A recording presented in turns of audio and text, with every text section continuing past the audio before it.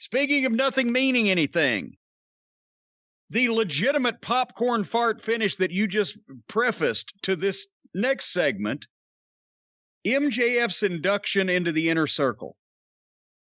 Did you notice now the Inner Circle has a podium? They get a podium. Was it theirs or was it MJF's? Because he's already shown that he had a podium. No, it was because it was the Inner Circle logo on the podium. Oh, okay. Jericho comes out with everybody but Sammy Guevara. We know Sammy doesn't like MJF. Then he brings MJF out.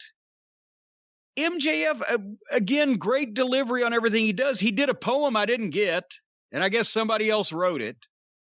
Who would know that? I don't know. Did you know that? Younger people would know that those were Drake lyrics. He's a popular musician right now. What's his last name? In real life, I don't know. His performance name is Drake. What's his first name? Drake.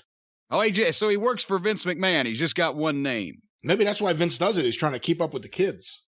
Anyway, here's the problem I had with this. Now they've ruined MJF for me in this environment, in this angle, because now I know all these heels are out there saying all this shit on purpose to entertain me instead of being themselves and doing what they would do. And now I can't get into it because it's just, they're trying to be so entertaining. And the big finale of this, and I go on and rant and rave about how great MJF is, etc. No, he didn't even get to do anything here. And the big finale was he gave them tickets to Las Vegas for next week and announced it was Jericho's birthday, and they dropped apparently $2,500, according to the announcers, worth of balloons that blew past the camera in 2 seconds and departed. And the camera's trying to chase them in the shot.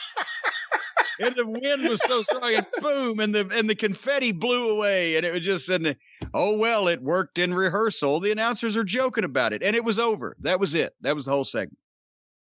So I guess this means we're going to get a goofy segment next week of the Inner Circle hanging out in Las Vegas. Well, they're not going to be in Las Vegas, are they? I don't know. It's Tony Khan's money. Well, fuck no. Excuse me. It's Tony Khan's father's money. All right, but they're not going to be in Las Vegas because they tape their television in Florida. They would have to fly all those guys out to Las Vegas in the middle of a pandemic to shoot them in Las Vegas. And then who knows what the fuck kind of hogwash we might get. Okay, let's stop right now.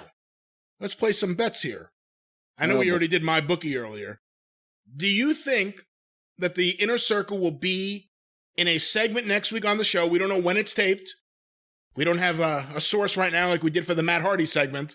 Probably will soon. Do you think they will be in Vegas, yes or no? I guess they probably will now that you bring it up.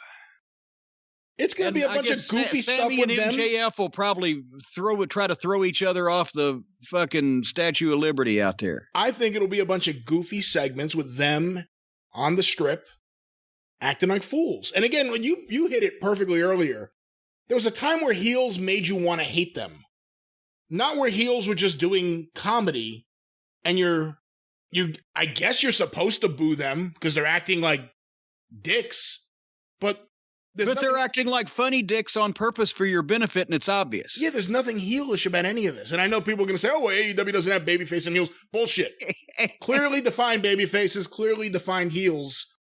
This is ridiculous. They've ruined MJF the last few months because he got caught up in this vortex of Chris Jericho bullshit.